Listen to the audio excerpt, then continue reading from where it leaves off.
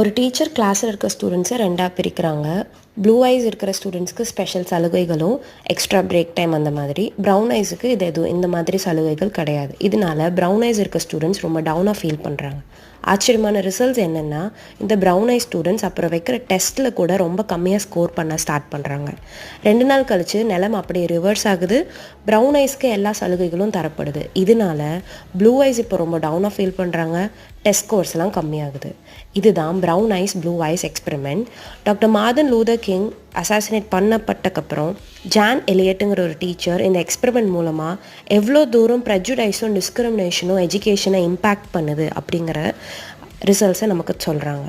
இப்போ நீங்கள் சொல்லுங்கள், இந்த எக்ஸ்பெரிமெண்ட்டை 2 நாளோட நிறுத்தாமல் கண்டினியூ பண்ணியிருந்தால் என்ன ஆகியிருக்கும்?